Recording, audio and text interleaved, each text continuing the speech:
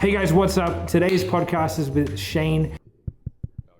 He's one of the top guys at Sales Sniper. He's been here for a long time. He even has a tattoo of Sales Sniper, which is pretty cool. It was an interview that I did with him at our 2022 retreat in Dallas, where we got everyone together. It was a great time, and he gave a lot of good insights into what Sales Sniper is like, what it's like working with moi, and hopefully you guys get a lot out of it, and we'll see you with all new podcasts in 2023.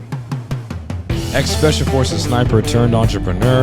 I've scaled numerous businesses to 8 figures. My name is Matt Ryder. This is my podcast, and I'm telling you to put that coffee down.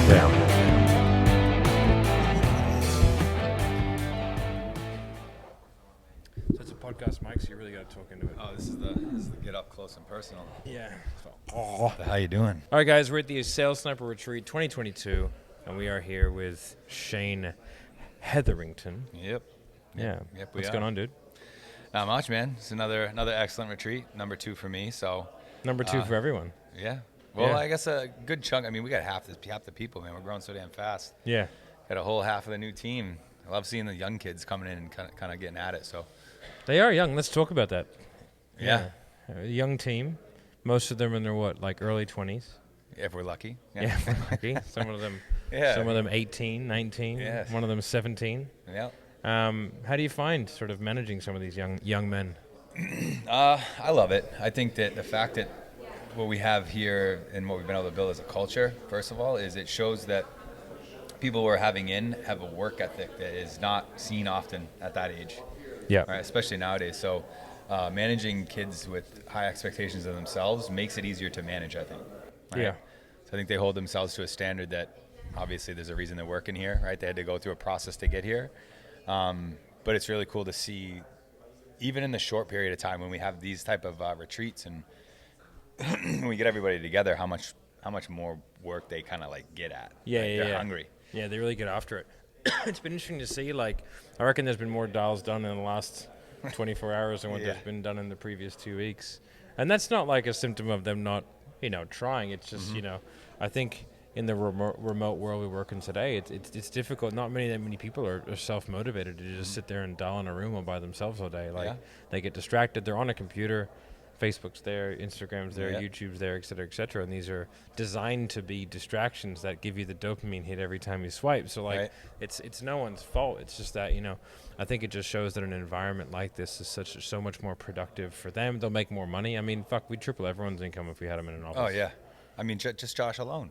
What are you, 600 dials yesterday? Yeah, 600. Yeah, and he's like, I only got 5 sets so far. I only got a 200 dials. Like, hey, you've been at it for 2.5 hours, bud. Yeah. Looks like you're on good pace. Yeah, Keep you'll be going. fine. Yeah, you keep got going. 602 yesterday. I told him if he did 600, I'd give him $200. Yeah, that's what he's doing it for. Yeah. A little extra cash in the pocket. So there you go. All right. He went back after dinner and banged out another $100. Did he? Yeah. Oh, good for him, man. So Good. hopefully he didn't just hang up on everybody. Dials are in. Huh? But dudes are just kind of setting deals and people are doing the thing. So I've been pretty happy with it. I like this environment. Like, it's really interesting to meet people. And I think kind of see them face to face and get a chance to kind of tell some of the stories about, where the company came from and then hear their stories about where they came from. Yeah. Like Mark over there, been around the block for a while, coming in and kind of going, I want to learn this skill. I want to do this thing. Guy booked 5 sales calls yesterday. Yeah. From no-shows. Yeah. Straight up outbound. Which is rough going. Yeah. Yeah. He did it with a smile, though. Who sort of surprised you the most? There's a couple, right? Like that one. I think Mark, because I work very closely with him, and obviously we have high expectations, but also I think we have a high level of help, I guess, right? Like, we're willing to give the help needed to make sure everyone has the success that we think they can have. Yep. So the fact that he just did it with a smile on his face and came back after a whole day of being out, everybody else is out. New guy is still sitting there banging out calls. He's like, hey, can you help me with this? I'm like, fucking right, you can. Yeah. You're still working.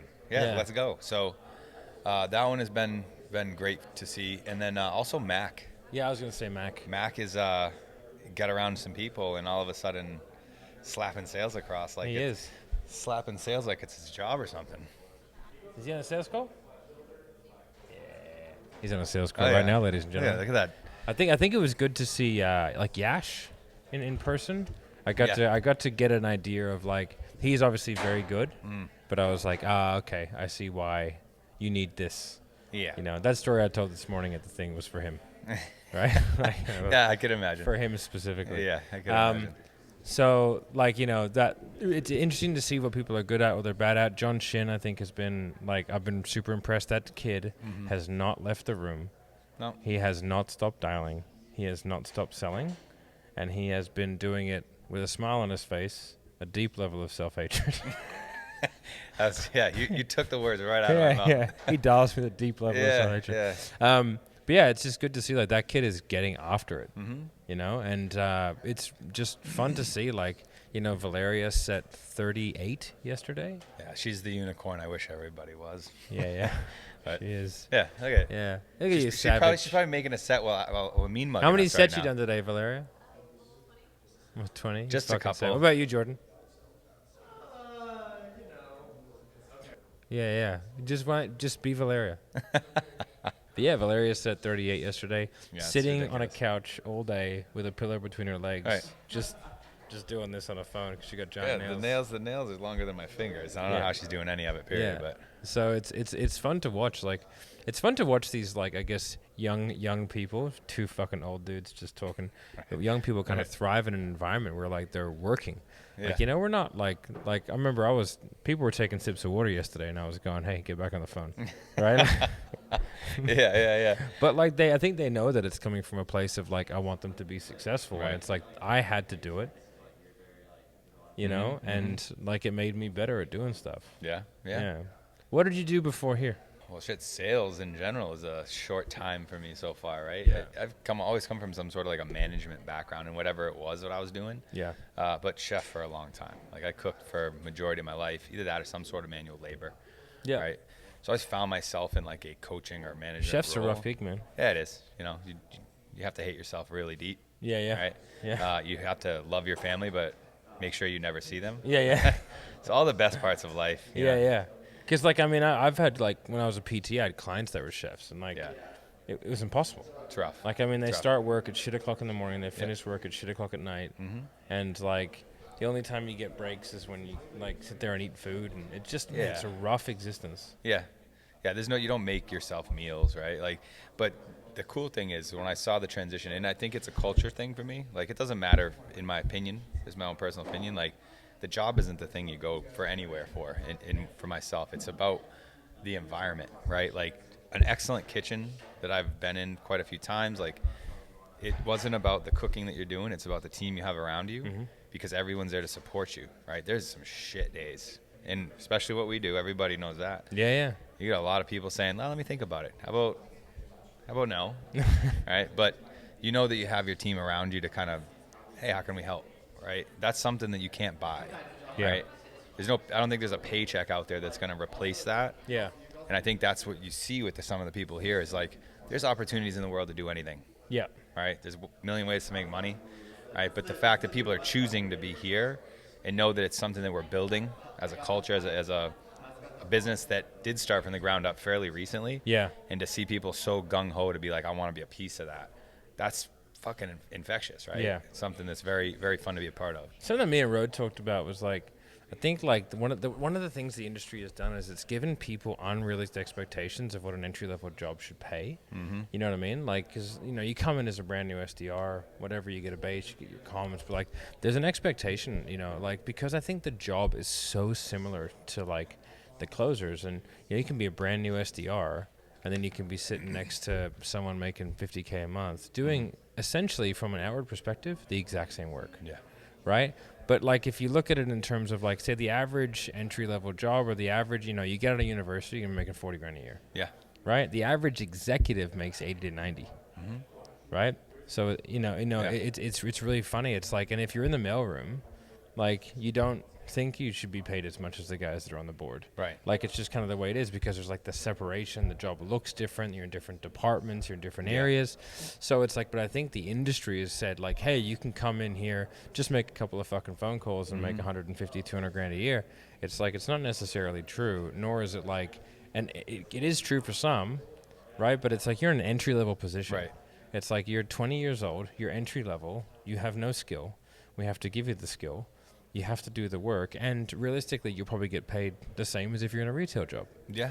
you know, but you have the opportunity to make more through commissions and stuff like that. Yeah. So I think like the industry itself has done itself a bit of a disservice because like, you know, as SDRs especially become more of a thing, like it's difficult unless you're selling on a 100K account, like where it's a 100K offer. Right. To make really good money. Listen, if you're selling a 500K offer in your SDR, bro, you make fucking 30, 40 grand a month because it's just a super expensive offer. Those offers are unicorns. Yeah. They're really, really difficult to get on. And then how long do they last? That's the real thing as well. How many have we seen go? Exactly. But like, you know, those 6K offers, you know what I mean? It's difficult to make a really good living, but you can learn the skills that will kind of get you there, and you can go from the mailroom, you know, onto here, and eventually you can be, you know, in the room where you want to be, but there's a gradation and a time period that it takes, and everyone's going to take different time.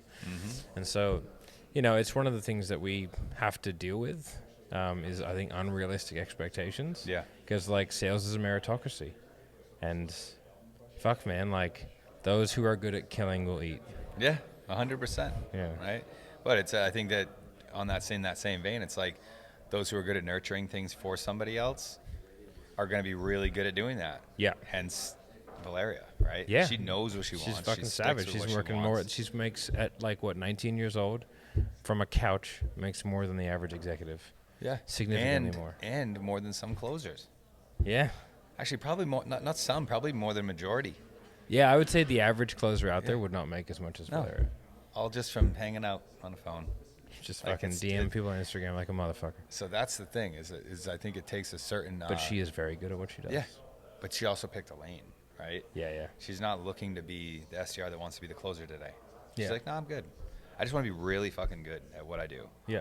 And the thing I always try to help everybody understand is like, whether you want to go to a different role or not, you still have to be really fucking good at the first one. Yeah. Before you have the opportunity somewhere else, because you need to know you can be trusted to do this right. That's exactly right. Right. And you can't try and move up too quickly. And you can't try and skip steps, because like Tony said this morning, like, you know, he sort of skipped steps, and now he's realizing that that's a big hole in his game, is the fact that he never had to do some of those things. Yeah.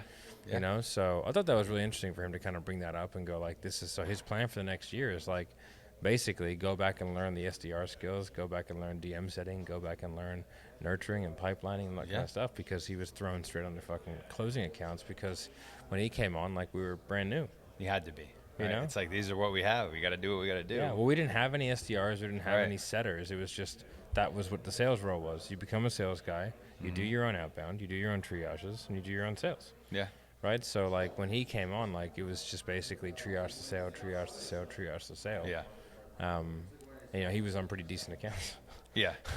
It's also, I think, with the industry shift too, like, we're seeing the need to be in different positions, right? Yeah. You can't just be a inbound triage that's getting on your calendar so you can sit back with twiddling your thumbs until everything's ready, right? Yeah. It's like, well, I think that like with the marketing is getting weird and harder, I think, as it always has been since the dawn of time. Yeah. But like, I think the book a call reality that a lot of closers and setters and stuff live in, I think, is like fading.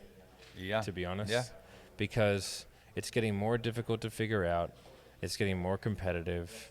And it's just in a position where, like, I think the future of sales, at least in our industry at the moment, is SDR based. Like, it is people doing everything from cold calling to lead magnets to old school outbound, and then, you know, you're going to have multiple different marketing channels. So you're going to have someone who can do LinkedIn or do Facebook or do Instagram and YouTube, everything. Yeah. Then from there, they have like ability to collect people and then put them into a sales process, and that's what we're going to need. Yeah. So that, like, people can get enough sales calls. It's like a physical human being search function, basically, right? Exactly. Yeah. Like, we got to search for the people who we need here, and then get them to the right people to talk to. Because a straight up book a call funnel from a VSL is getting prohibitively expensive. And even like the accounts that we're on, like where we're doing the marketing, it's still cheap, right? Because we do so much other stuff, get to do so much content. However, like, not many people or accounts, even the ones that we have, are willing to do all of the things that we want them to do to keep those costs low. Yeah, yeah. You know? Yeah, so, I do. Yeah, we've had some chats. And so, you know, and we're not going to fire every client because they won't do everything we say. Right. Because, you know, we still make money. But, you know, we have to figure out ways in which we think we can, you know, stop the bleeding. Right. As it were. Yep. So, and I think having a really powerful SDR department is probably the way to do that. Yeah, I think we're building out a really strong SDR team personally, but time will tell. See who holds the test of time. Yeah. But I definitely think that we have a pretty strong core, and I think the fact that we do have some of the beasts in here, like training the other people, like something that, and I'd love to hear your opinion on this, is like I think also age training is something that is like important, right? Like, age training? Like you got Erica, you got Valeria, you got Ryan. They're kind of in the same similar age. Yeah. But they're at a specific point in their career that is almost like when we try to set these unattainable goals for like $1 million if you never got into 100,000. Yeah. Right. So it's like my thought is like, well, if Valeria's doing it at this age, I should be able to do this. So how do I do that? Yeah. Versus like, oh, Matt's doing this as a business owner at 30, whatever years old. That doesn't seem as attainable. Right? Yeah. So it's like, who do we have at certain age points in different parts of their career who are going to be the people that resonate most? Yeah, that's a really good point. That's super. I'd never actually thought of it that way. Yeah, it's something I've just seen, because if you observe like how everyone interacts, and that's why I love these type of events, is like our retreats, is you see the factions, they all separate off, right? There's always still going to be a leader of every faction, period. It's always someone everyone resonates with as the leader of that. Yeah. So when you notice it, you're like, okay, so that conversation makes sense. Let's talk to the person who the leader is and see what they're hearing. Yeah. Right?